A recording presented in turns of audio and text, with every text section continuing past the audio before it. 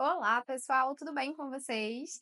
No vídeo de hoje a gente vai falar um pouquinho sobre o conceito de aceitação radical, que é muito utilizado na terapia comportamental dialética, para ajudar a gente a lidar com aquelas situações de nossa vida onde a gente não consegue simplesmente solucionar, eliminar e resolver um problema, pelo menos não naquele momento. Com certeza você já ouviu falar muito sobre aceitar a vida como ela é e como que isso é difícil na prática, mas na DBT a gente encara isso como uma habilidade a ser desenvolvida. Então existe um conjunto de intervenções dentro da DBT que visa realmente ajudar as pessoas a desenvolver essa habilidade no seu repertório. E por experiência própria e de muitos dos meus pacientes, eu posso afirmar que aquilo que inicialmente parece muito difícil e até utópico de praticar a aceitação, com o tempo vai virando realmente um estilo de vida, sabe? Uma forma de enxergar o mundo e os acontecimentos ao nosso redor. E é exatamente isso que eu gostaria de compartilhar com vocês no vídeo de hoje. Bom, pessoal, decidi trazer esse conteúdo hoje, porque vira e mexe eu ouço de algum paciente meu algo do tipo: "Bia, isso mudou a minha vida", assim, né, depois que eu descobri essa visão, né, dialética de enxergar as coisas, a forma como a DBT encara, esse conceito de aceitação, isso transformou a minha vida, né. E recentemente eu ouvi isso de uma outra paciente, e aí eu disse: "Gente, eu preciso falar sobre isso, eu preciso levar isso para mais pessoas, porque eu percebo que realmente é muito útil, né, para muitos dos meus pacientes, na minha própria vida também, isso é, assim, é imprescindível, né, é uma habilidade que eu sou muito satisfeita de ter desenvolvido, e eu queria compartilhar mais disso com vocês. Mas eu já queria começar dizendo que a aceitação radical, obviamente, a gente não é uma panaceia, tá? Ela não é, nem de longe, a única forma da gente lidar com os acontecimentos na nossa vida. Apesar de que, segundo a DBT, também essas possibilidades não variam muito não, tá? Então a DBT ela acredita que a forma como os problemas nos acometem, a variedade de problemas que a gente pode enfrentar ao longo da vida é impossível de quantificar, né? Assim, não tem um limite para a variedade de problemas, né, que a gente pode se defrontar em algum momento da nossa vida.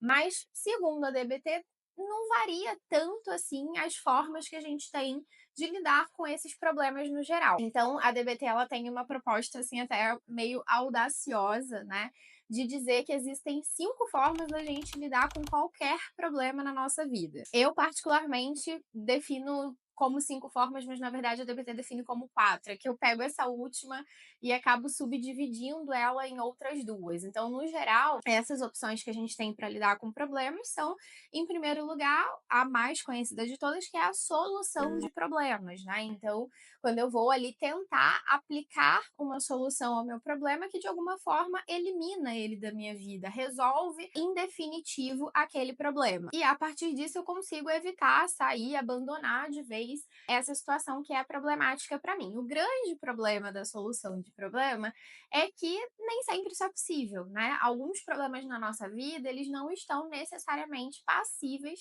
de uma solução, pelo menos não naquele momento, pelo menos não uma solução imediata, né?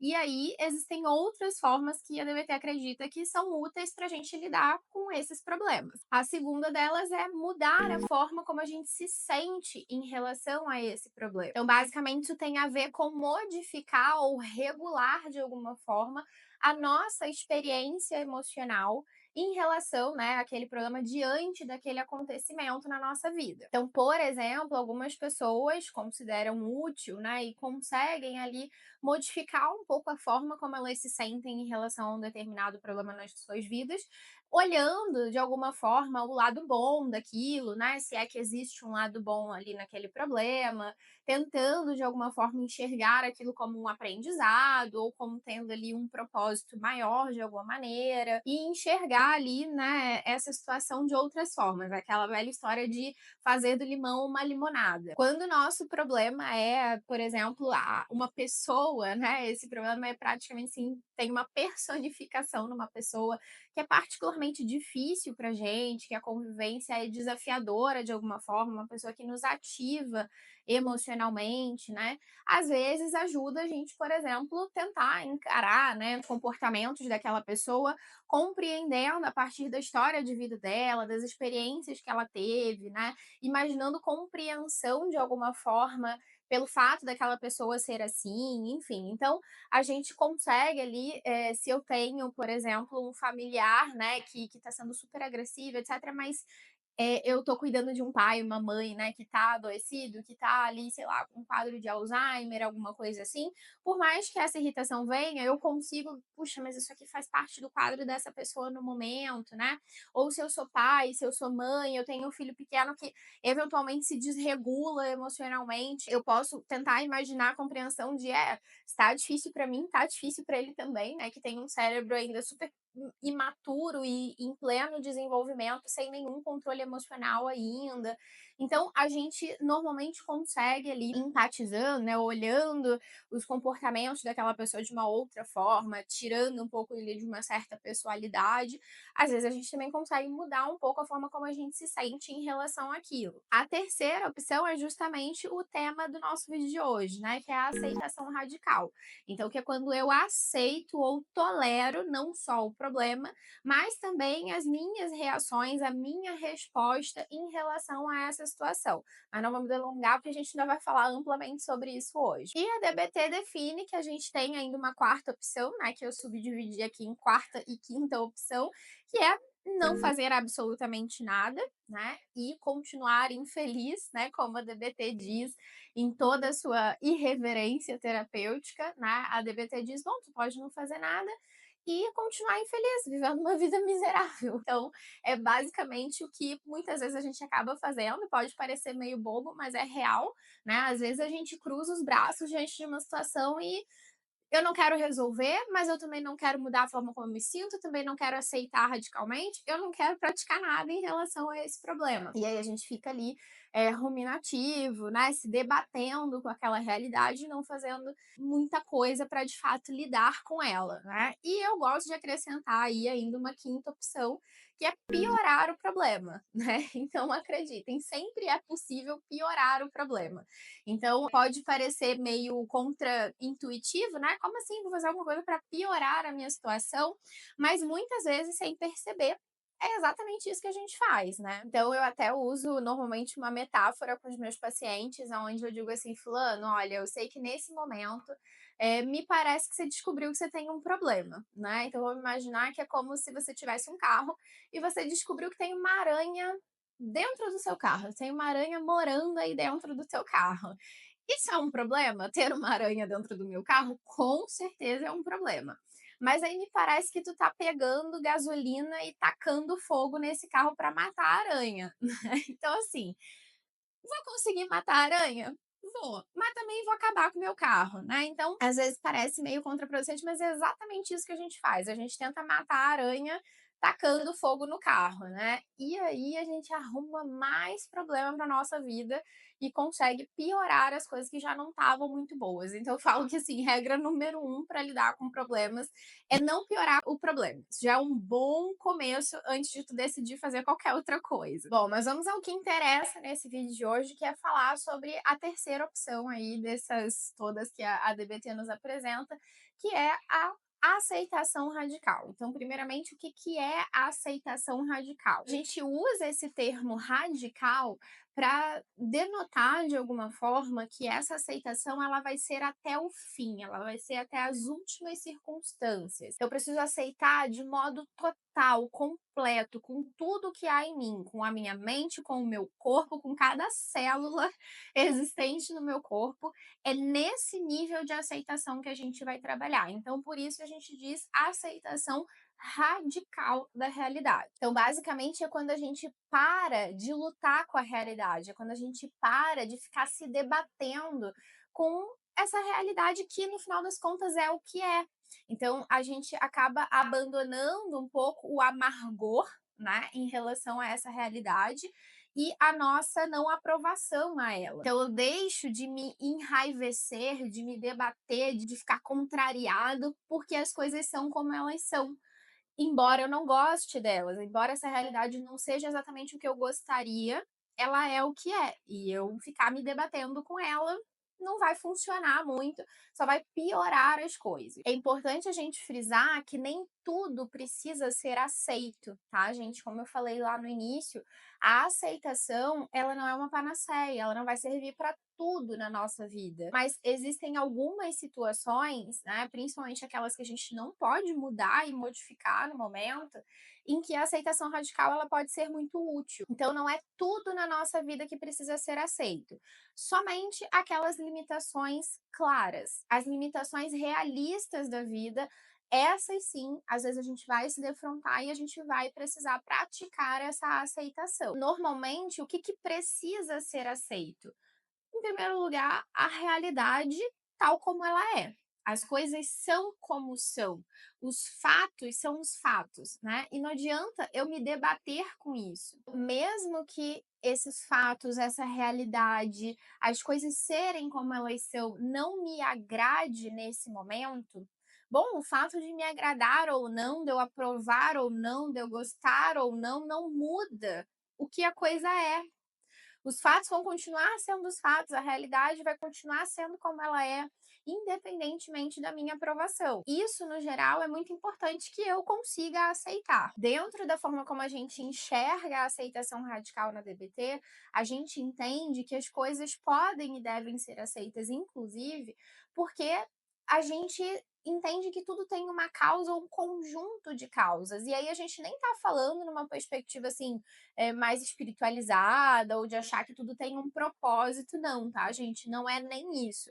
Mas é assim de entender que as coisas elas são moldadas ao longo do tempo por uma infinidade de fatores, por uma cadeia de acontecimentos. Então, por exemplo, falo sobre isso com os meus pacientes, né? Acho que a própria Marsha Linehan falou isso em algum momento, mas é uma historinha, né, muito contada e reproduzida dentro da DBT. Então, na DBT, a gente leva esse conceito de aceitação radical tão a sério, né? De que tudo tem uma causa, um conjunto de causas, e que a gente só precisa, na verdade, entender como é que as coisas se desenrolaram até chegar nesse ponto, nessa realidade, que a gente diz, por exemplo, assim, pensa numa situação bem difícil das pessoas aceitarem, né? Que comumente a gente não aceita muito bem e se debate um pouco. E isso é socialmente até amplamente compreensível. Como, por exemplo, pensar assim: bom, uma criança veio descendo uma ladeira de bicicleta e foi atropelada por um carro logo ali e morreu.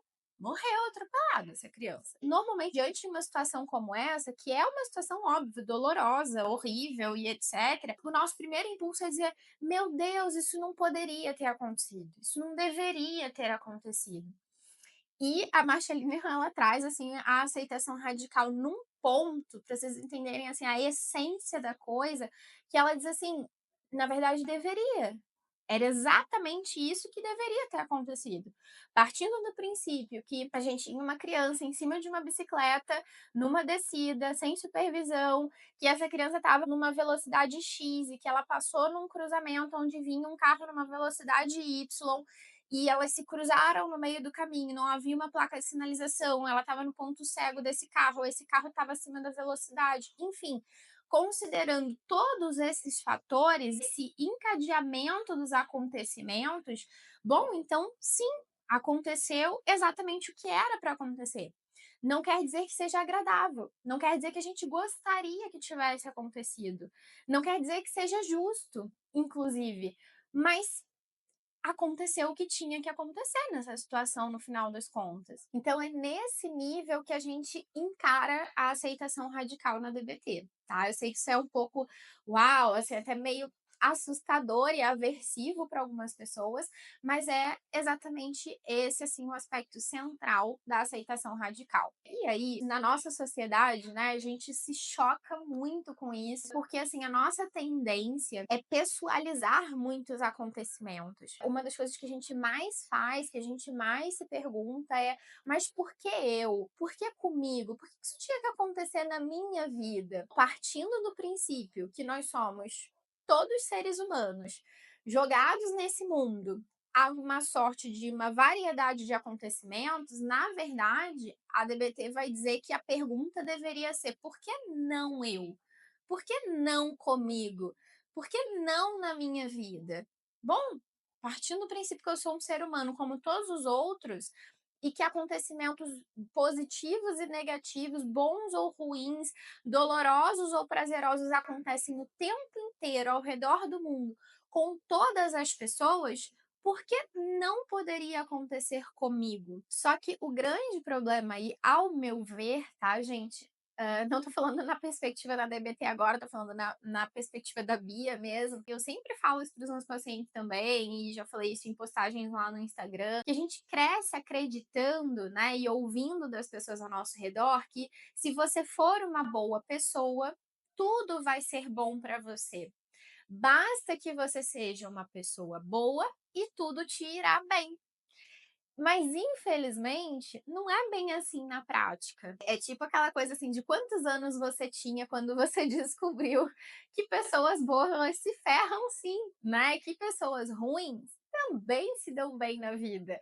É isso, né? Não demora muito para a gente crescer e amadurecer um pouquinho só para começar a perceber que a lógica da vida não é bem essa. Definitivamente, a lógica da vida não é uma lógica de justiça. Então, a gente cresce, a gente vai percebendo que sim, coisas ruins acontecem com pessoas maravilhosas, assim como gente ruim se dá bem na vida sim.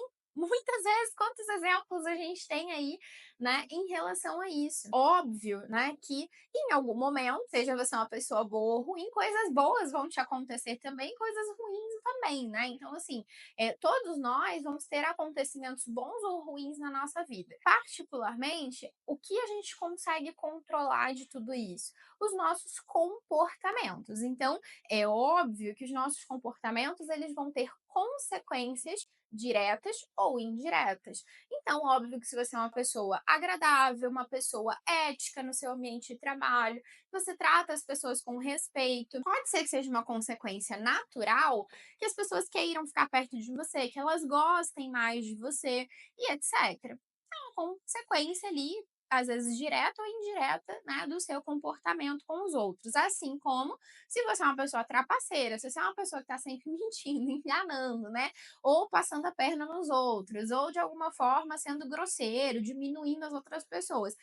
Óbvio que isso também aumenta a chance delas se afastarem de você. Consequências diretas do teu comportamento. Agora, nem tudo é tão lógico assim, né? Nem tudo é tão se isso, então aquilo. Às vezes, por exemplo, você pode, bom, eu quero ser uma pessoa saudável, eu quero envelhecer bem e com saúde, com qualidade de vida.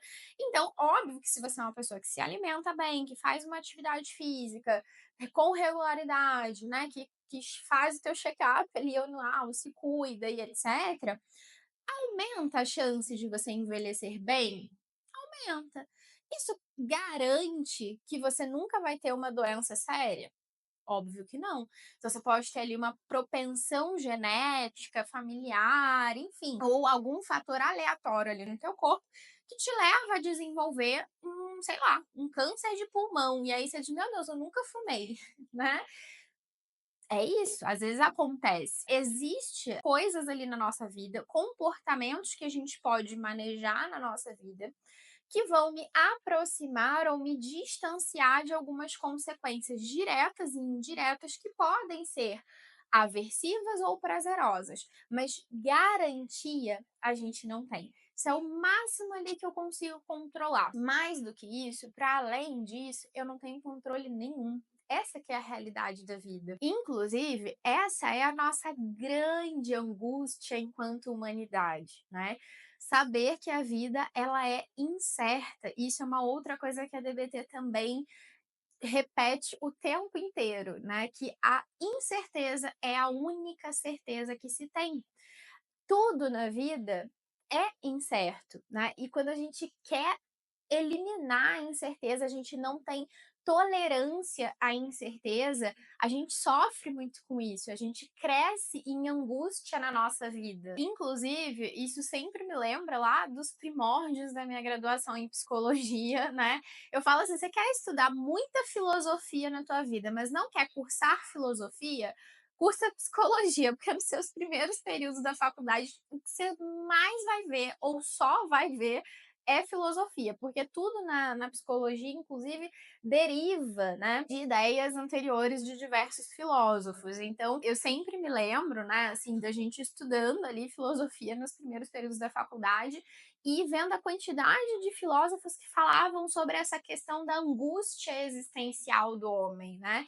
E, inclusive, dessa ideia de que a angústia do homem reside em ser um ser jogado no mundo. Então, nesse mundo de possibilidades, eu aqui pequenininho tendo que lidar com esse tantão de coisa. E é por isso, inclusive, que até quando a gente estuda também um pouco de psicologia das religiões, né, e etc, a gente percebe o porquê é tão benéfico para algumas pessoas, né, e tão apaziguador, tão calmante para algumas pessoas e reconfortante a ideia de um Deus ou de um ser supremo que cuida de mim, que me ajuda, que me auxilia, que direciona a minha vida, porque isso tira parte dessa angústia de, então eu não tô sozinho, então eu não tô jogado no mundo à minha própria sorte, tem alguém cuidando de mim. Isso é papo para mais de 3 vídeos aqui, né, essa questão mais filosófica, tá, gente? Então, basicamente, a ideia central aqui, né, é a gente entender que tudo tem uma causa, um conjunto de causas, que as coisas elas são como são, esse desapego da necessidade da vida ser justa, porque isso já é uma guerra perdida, e que sim, coisas boas e ruins vão me acometer ao longo da minha vida. A diferença é que a gente tende a ter um viés atencional para aquilo que dá errado. Então, por exemplo, vamos supor que você vai todos os dias para o ponto de ônibus pegar o seu ônibus para ir para o trabalho, para sua faculdade, etc. Você pega o ônibus ali todos os dias, você não repara, isso simplesmente acontece. Agora, experimenta perder o ônibus um dia. Aquilo vai marcar a tua semana, né? Principalmente aquela situação assim, que a gente vê o ônibus saindo do ponto, sabe? Que você dá aquela corridinha assim, humilhante, né? E o ônibus sai e você fica. Eu odiava quando isso acontecia comigo, mas enfim, é isso te marca, né? Putz, que droga, perdi o ônibus, tá tudo dando errado no meu dia. Então a gente tem um viés atencional para essas coisas. Você não vai ficar contabilizando que tiveram outros 3, 4 dias que você pegou o ônibus no horário e deu tudo certo. Mas esses acontecimentos negativos, que são aversivos, dolorosos pra gente de alguma forma, eles tendem a nos marcar mais. E isso, inclusive, um viés atencional protetivo do nosso cérebro, né? Ele presta muita atenção e guarda memórias que são aversivas de coisas que deram errado para nos proteger, para tentar diminuir a chance daquilo acontecer em algum momento. Então, por exemplo, a chance de você perder o ônibus de novo no dia seguinte é muito menor, porque como você já está ressabiado e com medo e frustrado do dia anterior, a tendência é você correr mais para chegar na hora ali no ponto de ônibus para não passar por aquilo de novo. Óbvio que em algum momento aquilo vai se repetir, mas nos dias que se seguem diminui a chance. Assim como, por exemplo, já tem aí várias estatísticas sobre isso, né? Eu não sei, tá, gente? Não chequei essa informação, quem me passou essa informação foi o meu marido, mas ele é da aviação, então eu acho que ele deve saber o que ele tá falando. Se eu estiver falando besteira, vocês me perdoem. Mas que diminui drasticamente a chance de acontecer um acidente de avião nos dias que se seguem um acidente recente, né? Então, se caiu um avião hoje, demora aí uns bons dias sem acidente, sem intercorrência. Por quê? Porque o nível atencional das pessoas ali que trabalham naquela área aumenta absurdamente, né? Óbvio, por um fator protetivo. Então, passe a reparar mais isso na sua vida. Quando você tiver aquele momento assim de caraca, tá tudo dando errado para mim, etc. Para e pensa assim, por que eu tô tão frustrado com isso agora, né? Por que isso tá me incomodando tanto? Bom, porque provavelmente antes estava tudo sob controle, né? E aí agora que as coisas saíram do controle, desbalancearam, ai que saco, eu fico bravo com isso, né? Mas se você for reparar, provavelmente várias outras coisas estavam normais, neutras, né, na tua vida. E é na hora que alguma coisa dá errado que a gente percebe o privilégio que é não ter intercorrências, né? As coisas estarem ali numa neutralidade ou simplesmente funcionando bem. Bom, entendi esse negócio todo de aceitação radical, qual que é a lógica por trás disso, mas afinal de contas, por que eu deveria aceitar a realidade? Por que eu deveria praticar a aceitação radical na minha vida? Bom, primeiro porque a gente entende que rejeitar a realidade não a muda. Então, aceitando ou não aceitando, ela vai continuar sendo o que é. A minha não aceitação não só não muda os fatos, não muda a realidade, como pode piorar e aumentar o meu sofrimento e o caráter aversivo dessa situação para mim. Segundo, porque até para mudar a situação, se for o caso, eu preciso, antes de tudo, aceitá-la. Então, eu só consigo, às vezes, agir diante de um problema, tentar modificar alguma coisa, solucionar alguma coisa, modificar na minha vida, a partir do momento que eu entendo que ali tem um problema. E até para eu entender que ali tem um problema, eu preciso aceitar isso. Então, por exemplo, quantas vezes você provavelmente já se deparou com pessoas na tua vida que você olha e você diz assim, cara, claramente tem um problema aqui. Mas a pessoa não quer enxergar aquilo como um problema, não quer lidar com aquele problema. A aceitação do problema, da realidade, dos fatos, ela é importante até mesmo para que eu possa reconhecer que ali existe um problema e então agir sobre ele, então tentar modificar alguma coisa.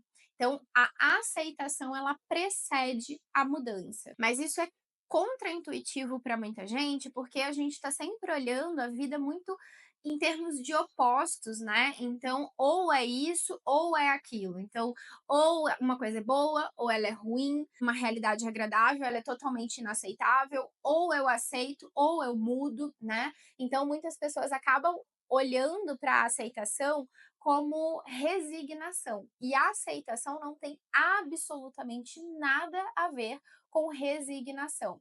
Então, na DBT, a gente trabalha muito com essa dialética, né, de tentar conciliar os opostos. E essa dialética aceitação e mudança é a mais central, né, eu diria, dentro da terapia comportamental dialética, porque a gente está o tempo todo trabalhando com os nossos pacientes exatamente isso. Eu preciso aceitar as coisas até um determinado nível, então eu preciso aceitar que essa é a minha vida agora, é nesse momento da minha vida que eu estou, é com essa realidade que eu estou lidando, ao mesmo tempo que eu trabalho para modificar essa realidade. Ao mesmo tempo que eu me engajo, né, em comportamentos que podem de alguma forma modificar a minha vida e torná-la melhor de alguma maneira ou me aproximar daquilo que eu gostaria. Mas nem tudo é imediato, né? E nem tudo a gente vai conseguir modificar. Então, por exemplo, eu nasci numa família horrorosa, que me distrata, que é ruim pra mim, que, enfim, tem 1 milhão de defeitos.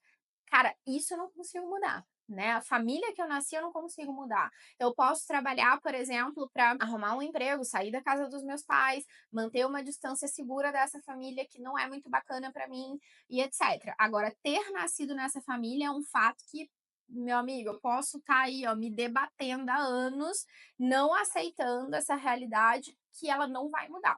Eu ainda nasci nessa família. Então a DBT ela tem muito esse olhar, né, da gente tentar equilibrar ideias aparentemente opostas. Algumas pessoas acreditam que se eu aceito as coisas, então eu não vou fazer nada para mudá-las, né?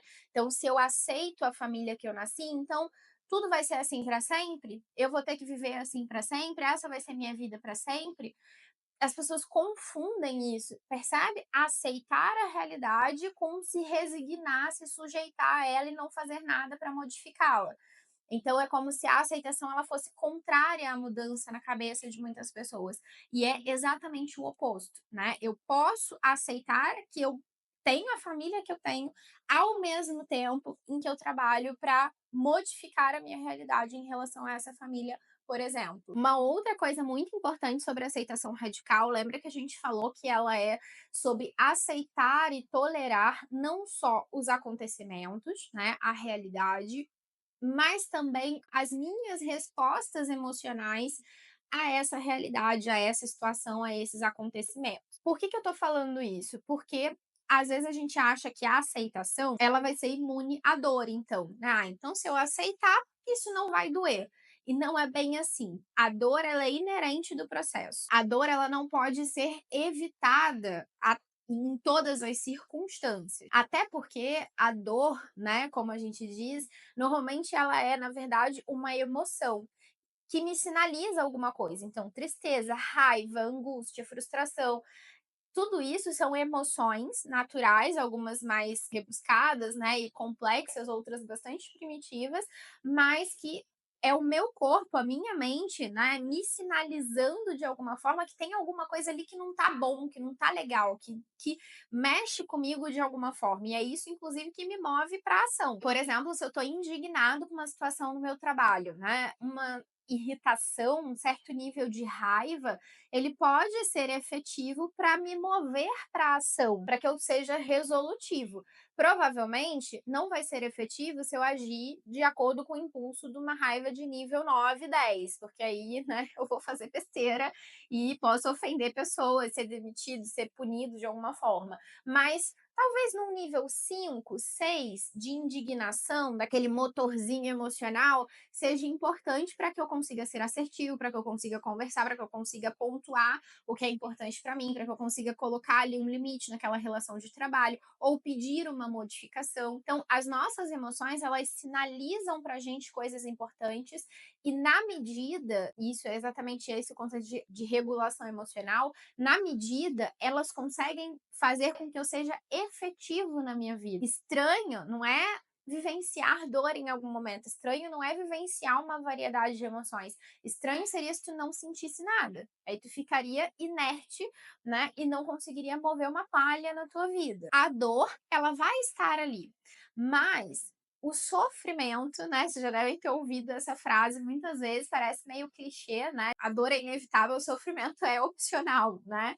É mais ou menos por aí. Na verdade, a gente enxerga na prática que a rejeição da realidade, a se ficar me debatendo com a realidade, não aceitando a realidade, pega aquela dor que é natural, inevitável, e transforma ela em um sofrimento muito maior, em algo muito mais aversivo. Saindo até um pouquinho do escopo da DBT, né, indo um pouquinho para a ACT, que é a terapia de aceitação e compromisso. Então, a ACT, ela tem uma formulazinha que é: sofrimento é igual a dor multiplicado pela resistência.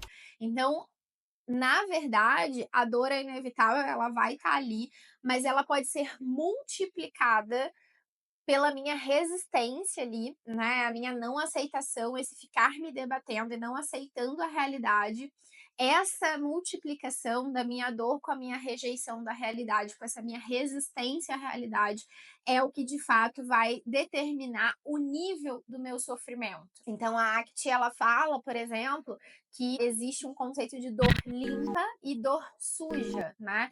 Então a dor limpa é aquela dor inevitável do momento. Então, por exemplo, se eu terminei um namoro, cara, é óbvio que eu vou ficar triste, né? É óbvio que eu vou chorar, é óbvio que pensamentos sobre aquela pessoa vão me invadir, sobre o que poderia ter sido diferente, né? E etc. Agora, tem diferença, né? Se eu fico o tempo inteiro, o dia inteiro, olhando a rede social dessa pessoa, falando com fulano, com ciclano, para saber, sondar o que essa pessoa tá fazendo, com quem que ela tá, onde ela tá indo, né? Bom, eu posso ficar só com a minha dor limpa, que é natural do término e do luto dessa relação, ou eu posso piorar isso, né? Então, uma outra metáfora que eu uso com os meus pacientes é, não sei se vocês já replantaram um cacto em algum momento da tua vida, não é uma tarefa exatamente agradável, mas tem diferença se eu vou replantar um cacto e eu pego ele assim, ó, bem de levinho, né? Porque ele tem espinho, porque dói. E tem diferença se eu pego esse cacto e faço nele, com certeza, né. Então, assim, às vezes é um pouco isso que a gente faz com algumas coisas na nossa vida. Replantar o cacto nunca vai ser uma tarefa exatamente gostosa, prazerosa, haverá uma dor ali que é inerente do processo. Agora apertar o cacto, bom, é meio que opcional, né, e às vezes sem perceber, é exatamente isso que a gente faz na nossa vida. A arte, ela trabalha com muitas metáforas, né, e uma outra metáfora que a gente usa em relação a isso, inclusive, é a da garrafa de Coca-Cola, né, então pensa assim, se tem a garrafa de Coca-Cola ali, você abre, bom, vai sair um gás ali que é natural, tem uma pressão ali. Alguns momentos na nossa vida, uma pressão emocional é inerente do processo, né, não tem como evitar. Agora tem diferença se eu pego essa garrafa e sacudo ela bastante e depois eu abro, isso é a dor suja. Então é uma dor autoproduzida, um sofrimento autoproduzido, adicional e desnecessário para a situação, né. Então eu sempre digo que, assim, opte por ficar com a sua dor limpa. É a coisa mais inteligente que você pode fazer do ponto de vista emocional. Toda vez que a gente se recusa a lidar com a dor inerente do momento, que a gente quer eliminar uma emoção que é natural para a situação, a gente acaba produzindo ainda mais dor nesse processo. E é justamente por isso que a ACT ela diz que se você não quer ter uma coisa, você já a tem. Com as nossas emoções, com as nossas dores, é exatamente assim. Quanto mais eu não quero, quanto mais eu quero eliminar aquilo e não sentir aquilo, não me permitir nenhuma dosezinha de dor, que às vezes é natural da situação, mais dor eu produzo e mais daquilo eu tenho. Então, lembrem-se disso, né? Isso ajuda bastante a gente a entender a importância, a função da aceitação radical na nossa vida. E por fim, a gente entende que a aceitação radical ela é importante e vale a pena quando a gente entende que a vida ainda vale a pena ser vivida, mesmo com uma dose de dor. Né? Às vezes a gente tem uma expectativa muito irrealista e até muito romantizada de que a vida valorizada, uma vida feliz, ela é indolor. E na verdade não tem nada a ver com isso, né? Então, mesmo com uma dosezinha de dor, a vida ela ainda pode valer muito a pena. Quando a gente entende isso, a gente, bom, eu me aquieto aqui nesse processo de vou lidar com essa dor, né? Vou me defrontar com isso, vou aceitar essa realidade que não é gostosa, não é legal. Eu não preciso aprovar essa realidade, mas a minha vida ainda vale a pena com isso, né? Apesar disso. Então é tentar enxergar assim o valor da vida, gente, para além da ausência de problemas, para além da ausência de situações difíceis, porque se a gente for ter essa expectativa, a gente morre e passa dessa vida assim, ó, e acaba sem dar o primeiro sorriso, né? Porque a vida é inerente dela alguma dose de dor. Agora, o que que a aceitação não é? E isso é muito importante que vocês entendam, porque é isso que impede muitas pessoas de praticarem aceitação radical nas suas vidas. Em primeiro lugar, aceitação não significa aprovação. Eu posso desaprovar completamente uma situação e ainda assim aceitá-la. A aprovação não é o gostar dessa realidade. Eu não gosto, eu não queria que fosse assim, eu não aprovo, eu gostaria que tivesse sido diferente, mas é um fato. Foi assim, é o que é. E não há nada que eu possa fazer a respeito disso. Então, eu aprovar ou desaprovar, gostar ou não gostar, não muda essa realidade. Mas a aceitação não tem nada a ver com a aprovação. Isso é muito importante da gente entender, porque é o único caminho da gente aceitar algumas coisas na nossa vida. Algumas coisas realmente não são justas. Como é que você olha, por exemplo, para um paciente que sofreu uma variedade de abusos ao longo da vida, de todos os tipos de violência, e você diz: olha, tu precisa, né, aceitar essa realidade para que tu possa seguir em frente na tua vida. Isso pode ser muito invalidante se não ficar muito claro que a aceitação não é a aprovação. Eu não gosto do que essa pessoa fez comigo, eu desaprovo veementemente. Isso é criminoso, inclusive, em alguns casos, né? E eu, inclusive, né, nesses casos mais extremos, né, onde a aceitação vai ser um processo muito profundo, né, e difícil, é fundamental que essa pessoa entenda, inclusive, que ela não só não precisa aprovar, não precisa concordar, ela pode abominar completamente aquela realidade, o fato dela ter sido como foi, mas ainda assim aceitar que foi como foi, né. Inclusive, eu percebo que é muito libertador para os pacientes, né, em casos, assim, mais complexos, quando eles entendem, por exemplo, que eu não preciso nem mesmo perdoar essa pessoa, dependendo da situação, né, se foi uma pessoa que provocou isso e etcétera. É muito libertador para os pacientes quando eles percebem que: "Pô, não preciso nem mesmo perdoar essa pessoa, eu não preciso nem mesmo ter compaixão por essa pessoa se eu não quiser. Eu só preciso aceitar que as coisas foram como foram. Então eu não preciso amar essa pessoa, eu não preciso ser passivo nessa relação. E inclusive eu já ouvi de alguns pacientes, né, assim, o marco, né, assim, de seguir adiante, que é tipo: "Bia, mas por que que eu não consigo perdoar essa pessoa? Se eu já aceitei essa realidade, até por que que eu não consigo perdoar essa pessoa?" Eu digo: "Bom, porque a aceitação não tem nada a ver com perdão. Tu não é obrigado a perdoar essa pessoa, né? Você pode aceitar que ela é o que é, que ela foi o que foi capaz de ser e que as coisas aconteceram como aconteceram Mas tu não é obrigado a perdoar, inclusive eu no teu lugar também não perdoaria, né, com permissão aqui da fala, também não perdoaria se estivesse no teu lugar. Isso não significa que tu não aceitou.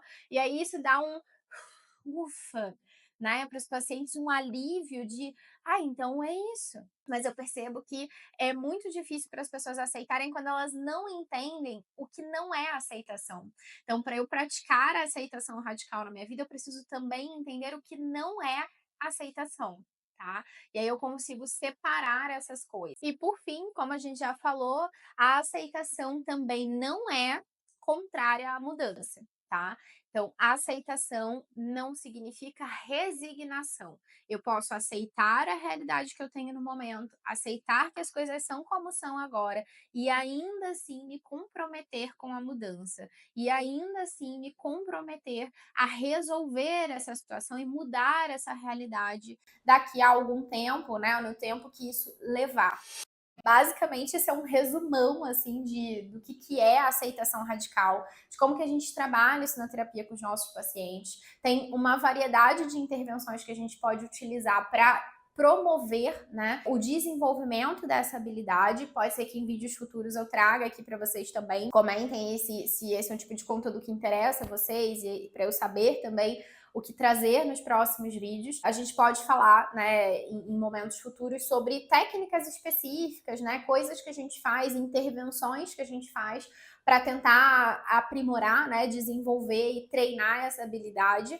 Mas a ideia do vídeo de hoje era realmente assim trazer uma explanação geral, né, do conceito de aceitação radical, do que é isso, apresentar essa ideia que, como eu falei, com o tempo, vira realmente um estilo de vida, vira uma forma de ver as coisas, de ver a existência, de ver a vida, de enxergar os acontecimentos ao nosso redor. Particularmente, é um conceito que me ajuda muito na minha vida e que eu percebo que ajuda muitos dos meus pacientes também, então por isso decidi dividir com vocês. Espero que vocês tenham gostado desse vídeo, comentem aí as suas percepções, não deixe de curtir esse vídeo, não deixe de compartilhar com outras pessoas, isso é muito importante para a gente continuar levando informação de forma ética, de uma forma bacana, né, um conteúdo de qualidade para cada vez mais pessoas, tá bom? Um beijo e até o próximo vídeo.